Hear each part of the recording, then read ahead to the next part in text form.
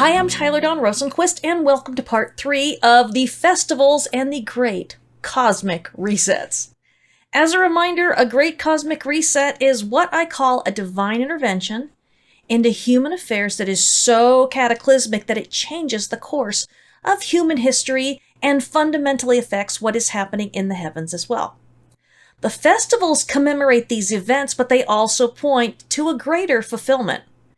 Obviously, the greater fulfillment of Passover and Shavuot, or also called Pentecost, changed the world by setting the stage for bringing the nations into covenant with Yahweh through his son Yeshua, or you may call him Jesus. The fulfillment of the fall festivals is somewhat known, but somewhat still a mystery. We can see Jesus in them, but we're also left scratching our heads knowing that there are greater things ahead that we have likely not even imagined. What is the stated purpose of the Feast of Tabernacles, also called Sukkot? Well, we find that in Leviticus 23, verses 42 and 43. You are to live in shelters for 7 days. All native-born of Israel must live in shelters so that your generations may know that I made the Israelites live in shelters when I brought them out of the land of Egypt. I am the Lord, your God. And this is the Christian Standard Bible, which I really am addicted to now. Sukkot is a remembrance of the wilderness journey.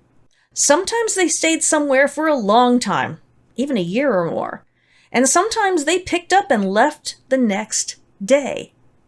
What I want you to see in this is that for the very first time in human history, Yahweh was actively training people to watch and to follow. If the cloud of his presence up and moved, they immediately packed up their tents and all of their possessions and just followed. They didn't move unless the presence moved, and they kept moving as long as the presence kept moving. Interestingly enough, this seems to be the only thing that they always obeyed. If they could see it, they would do it.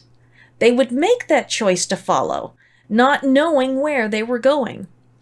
We don't read accounts of anyone actually turning back and refusing to continue the journey despite complaining to do just that in the days before Sinai. Despite being quite faithless in those things that required trust in things not yet seen, they did tend to put their faith in that cloud and fire that led them from place to place. And this is a good place to explain what wilderness meant in ancient Israel, which we see, mentioned so often in the Bible. We tend to think deep in the forest or something like that. But the wilderness was distinguished from towns and fields because they were places of chaos. They were undeveloped and served no clearly defined purpose. To be out in the wilderness was, to them, a frightening experience. To be neither here nor there. Egypt was well defined, and so was Canaan, but the space in between them was free from agricultural development and often water too. It was a place where the desert animals preyed upon one another, and they had only God to support them and keep them alive. It was also a place where dangerous bands of people, like the Amalekites, picked off travelers and stragglers. The wilderness was a place no one wanted to be, and especially not alone, which made Jesus quite the puzzle when he purposely went there for prayer without even being chased there. The children of Israel were a people who had previously been following Pharaoh through his slave masters.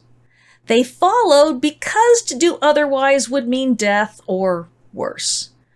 But now, here they are in the world's first and only direct covenant between a deity and a people group needing to learn to follow, not out of fear of punishment or retribution, but out of faithfulness.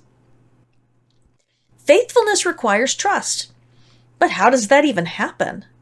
How can the formerly enslaved trust those in power or authority when all they have ever seen is abuse as forced labor, feeding the demands of empire and treachery? Learning to follow Yahweh wasn't an easy thing for people who had never known what it means to be free. The commandments had told them to generally be loyal to God and good to one another in ways that looked crazy to their neighbors whose behavior was really only limited in what they were allowed to do to their superiors or equals. But abuse could pretty much trickle down unchecked and unhindered. Power and money meant that only certain people had the right to abuse you and or shame you. Lack of power and money meant that anyone could do whatever they wanted to you. No one dared abuse Pharaoh except for Yahweh, just saying. Now in Egypt, the children of Israel were so low on the totem pole that their children could be murdered by royal decree, and no one could really do anything except quietly resist. And that didn't usually do any good. In the wilderness, the greater power of Yahweh had to show them and prove to them over time that he was entirely different and his standards were every bit as different. Traveling here and there in tents as opposed to settling down in permanent structures was an exercise in learning how to be different, how to look for Yahweh, and how to follow after him. But having that cloud to look at made all the difference in the world. Wouldn't you love that? I mean, sometimes I want that. We like to be able to see what we're doing and where we're going and tend to freak out when we can't. This is why prophecy books are so popular, because people are often desperate to know the future before it happens. And these authors can be wrong countless times and still make a ton of money because people hate uncertainty. It's like this insatiable addiction. We hate having to trust the road ahead to Yahweh. We have control issues. Ancient Israel had control issues. The Pharisees and Sadducees had control issues. The Qumran Covenanters, who might have been the Essenes, had serious control issues. And don't even get me started on the Romans. Sukkot is a memorial of following the cloud and the fire in those tents. And I believe it also pointed forward to the birth of the Messiah, if he was indeed conceived at Hanukkah, as I suspect he was. The Greek scriptures literally tell us in the Gospel of John that Yeshua pitched a tent and settled among us by taking on a human body. In John 5:19, he says that he only does what he sees the Father doing. Over and over again in all four Gospels, he tells his disciples to follow him. The women who witnessed his death even followed his body to the grave so that they could continue to minister to him. Paul tells the believers in Corinth to follow him as he follows Christ.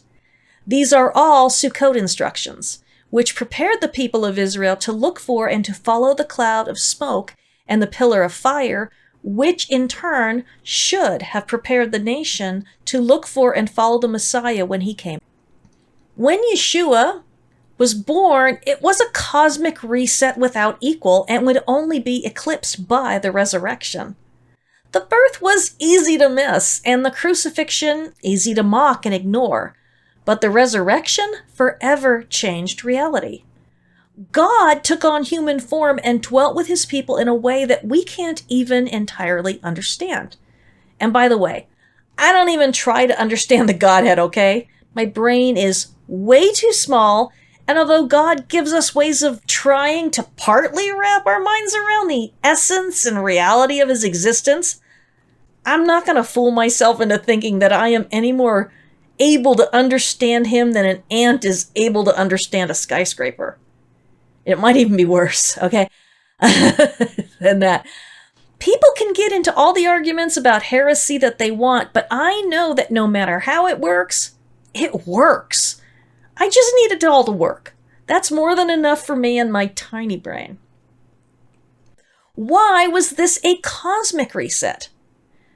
Because heaven, beyond the veil, came to earth not in the form of a visiting angel, but the Creator in the flesh of the created. The rest of humanity came from a man, Adam, but the Creator was born only of a woman.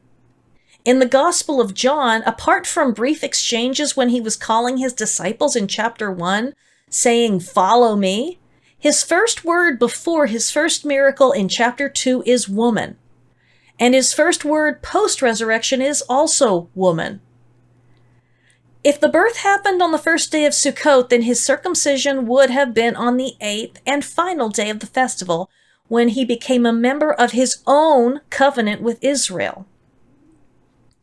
And indeed, his entire life was spent as the perfect representative of Israel's half of the covenant from beginning to end, showing them and us exactly who it is that he always wanted us to become. Yahweh's no hypocrite. What he asked them to do, he did, and then took the covenant curses or consequences upon himself.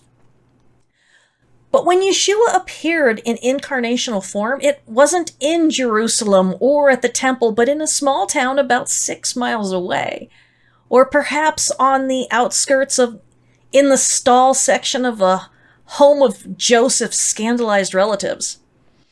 And when the heavens parted and the angels celebrated and spoke to the shepherds, it was out in the wilderness where they were staying with their flocks in the middle of the night.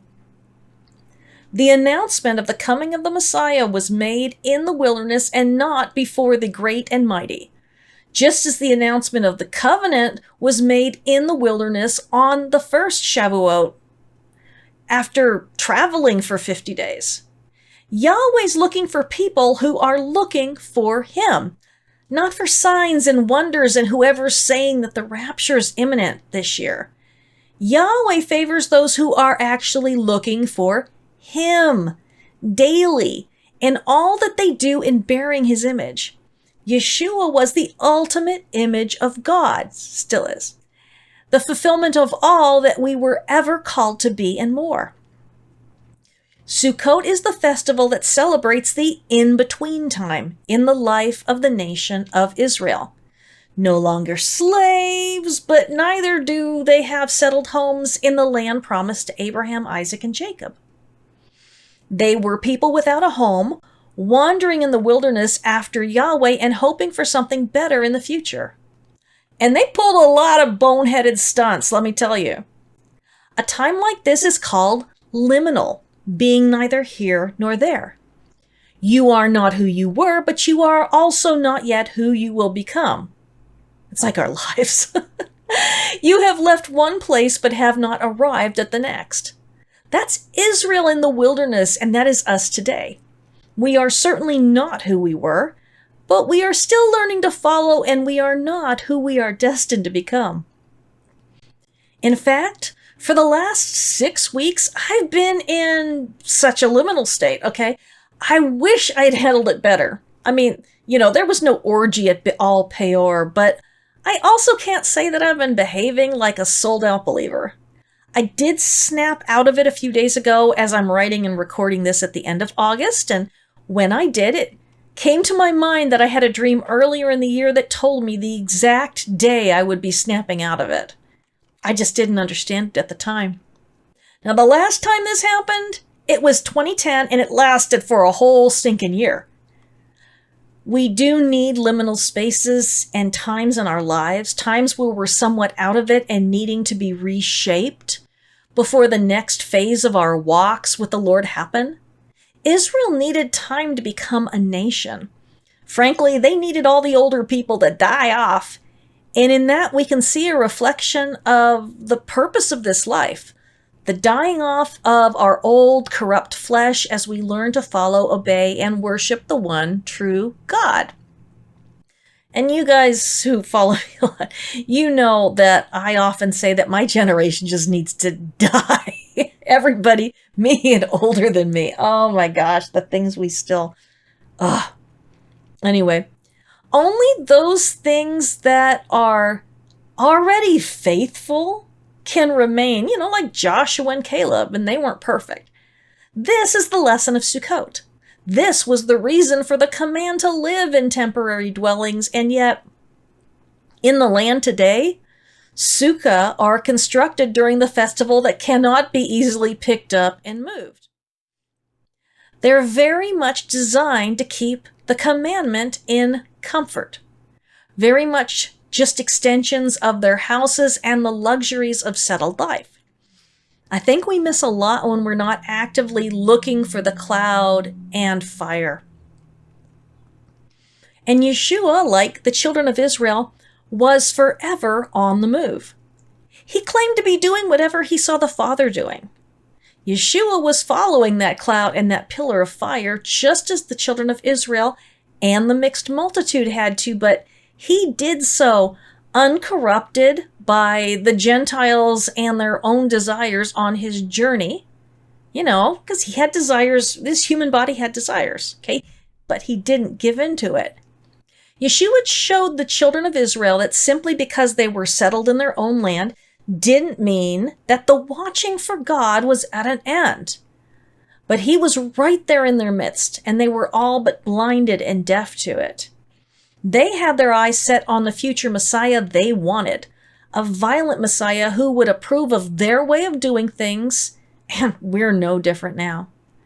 But just like the Hebrew Bible, when Messiah came, he would stand at odds with and against all human cultural norms, including Jewish cultural norms. God has always been a critic of human culture and not an endorser of it. He uses our cultural beliefs as a starting point in our lives and then weans us away from them and into the ways of his kingdom. Like those we find in the Sermon on the Mount, that we yearn for our culture the way that the children of Israel longed for the fish, leeks, and onions of Egypt, which actually sounds really yummy right now. It should show us that we are still on that wilderness journey and that Yeshua is our pillar of fire and the wandering cloud. The command to follow me is to take these temporary dwellings, our dying bodies, and to go wherever he goes and do whatever he does. We must pay attention because the purpose of the journey is not to arrive at the promised land, but to learn how to be covenant people, loving God and one another. That's the takeaway from Sukkot. That's what changed in the world with the Exodus journey and the wilderness wanderings. God was choosing a people to travel with, to teach, and to develop into a new kind of people. But it took 40 years. I've been a believer almost 25 years, and I don't figure that 40 years is near long enough for me to get over, being an idiot.